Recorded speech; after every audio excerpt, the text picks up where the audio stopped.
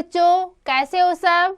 सब अच्छे होंगे। तो चलिए आज का हम अपना अध्याय आरंभ करते हैं। आज हम पढ़ेंगे लालच के लिए कि लालच का फल क्या होता है, हमेशा बुरा ही होता है। तो पढ़ते हम कि लालच करने से क्या होता है। तो देखिए, पूरा धारा राज्य सिंदूल नाम कह राजा चिरम प्रज्ञा प्रपालियत।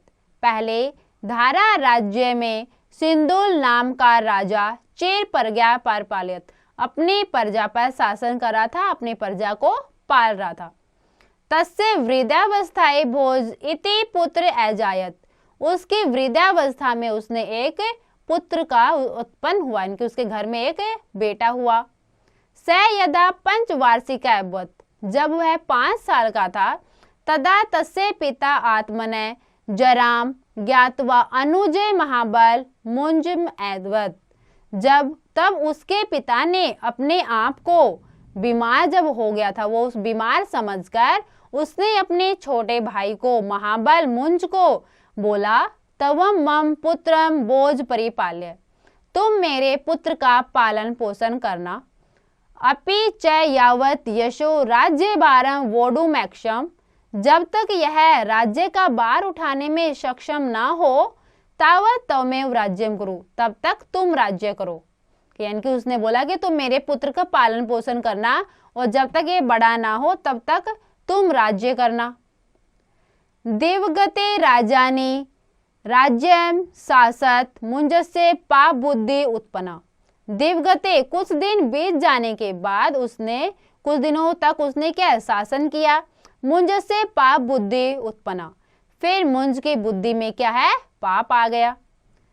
अद्य अयम बालो यदा युवा भविष्यति, जब यह बालक बड़ा होगा तब क्या है, ये जब बड़ा हो जाएगा तो तदा अहम राजा न भविष्यामि, तो मैं राजा नहीं होऊंगा। तत् स बोझ हंतुम निश्चय मैं करोत, तो उसने बोझ को मरवाने का निश्चय किया। स सब मित्रम वत्स राजम अवदत, उसने अपने मित्र को बोला, तवम भुवनेश्वरी विपिनी निशायाम बोझ हत्वा तस्य शिरा महाम देही, कि तुम भुवनेश्वरी जंगल में रात में जाओ और बोझ की हत्या करवा के इसका सिर मुझे दो, कि उसकी हत्या करवा दो और उसका सिर काटकर मुझे देना। वत्स राजे रात्रु भोज भुवनेश्वरी मंदिरम नीतवा एवचोत। वत्सराज रात में बोझ को जब लेके जा रहा था तो भुवनेश्वरी मंदिर के पास ले जाकर उसको बोलता है, राजा भवते वध आदिष्टम इति, कि राजा ने आपके वध का आदेश दिया है, आपको मारने के लिए मुझे बोला है। इदम श्रुत्वा भोज हत पर्वम अभवत, ऐसा सुनकर भोज हैरान हो गया। तस्मिन काले बोझ सब रक्तेन वटपत्रे एकम श्लोकम अलिखत, उस समय बोझ ने अपने खून से वटपत्रे, एक बरगद के पत्ते पर एक श्लोक लिखा। तेन श्लोकेन पठित्वा वत्सराज अति द्रवीभूतम अभवत, उस श्लोक को पढ़कर जो वत्सराज था वो बहुत ही दुखी हो गया। स बोझ भूमि गर्हांतरे सुरक्षितवान, उसने बोझ को भूमि गर्हांतर यानी भूमि के अंदर यानी किसी एक गुफा में सुरक्षित कर दिया, यानी कि एक गुफा में सुरक्षित स्थान पर उसको भेज दिया। स्वयं च कृत्रिम मस्तकम राजा नाम दर्शित्वा अकथ्यत, और अपने आप ही एक बनावटी माथा, एक बनावटी सिर लेकर राजा के पास जाता है और बोलता है, यत आदिष्टम तत्साधितम, जैसा आपने आदेश दिया था मैंने वैसा ही सिद्ध कर दिया, मैंने वैसा ही किया है। मुंज अपृच्छत, मुंज ने पूछा, मृत्यु पूर्व बोझ किम कथ्यत, मृत्यु से पहले बोझ ने कुछ कहा।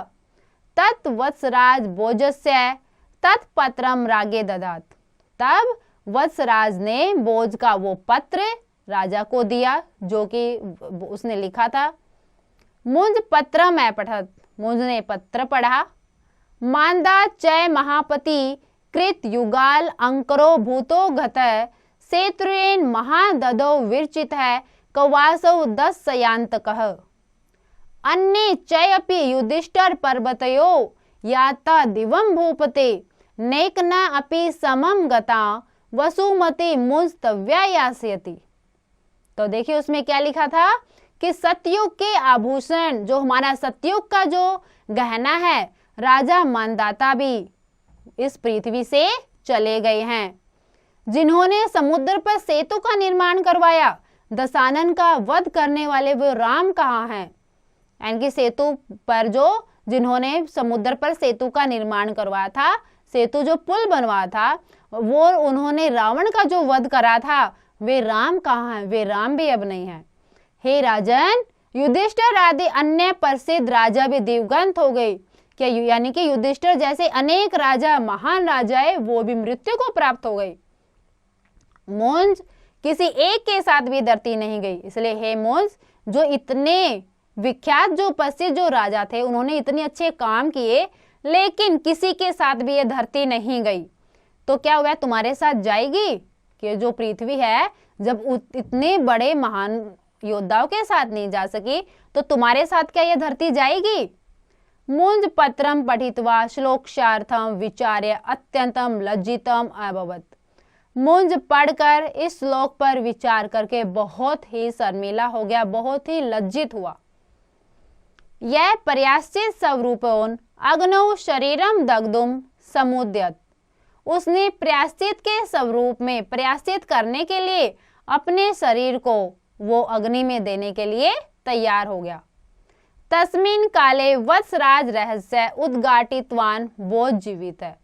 उसी समय वत्सराज ने रहस्य को खोला कि बोझ जीवित है। इदम श्रुत्वा मुंजय अतीव प्रश्नबोध। यह सुनकर मुंज बहुत खुश हुआ। स बोजम राज सिंहासने स्थापित्वा स्वयं पत्न्या स तपोवनम अगच्छत्। उसने बोझ को राज सिंहासन दे दिया और अपनी पत्नी के साथ तपोवन में चला गया, जंगल में चला गया। तो देखिए बेटा, उसके भाई ने ही अपने बेटे का पालन पोषण करने के लिए उसको राज्य दिया कि जब तक ये बड़ा ना हो तब तक तुम राज करना। लेकिन उसके मन में लालच आ गया कि अगर ये बड़ा हो जाएगा तो राज्य ले लेगा, इसलिए उसने मरवाने की कोशिश करी। लेकिन उसने जो श्लोक लिखा उसके लिए, उसको पढ़कर उसको बहुत दुखी हुआ वो, और फिर अपने आप को अग्नि में समाहित करने के लिए जा रहा था। लेकिन जब पता चला कि वो बच्चा जीवित है, तब उसे बहुत खुशी हुई और वो फिर तपस्या करने के लिए वन में चला जाता है। इसलिए कभी भी हमें लालच नहीं करना चाहिए, क्योंकि लालच का फल क्या है? हमेशा बुराई होता है। इसलिए हमेशा सच्चाई के रास्ते पर चलना चाहिए और अच्छे कर्म करने चाहिए। तो आपको बेटा ये पाठ समझ में आया होगा। एक बार और आप इसका अभ्यास अवश्य करें।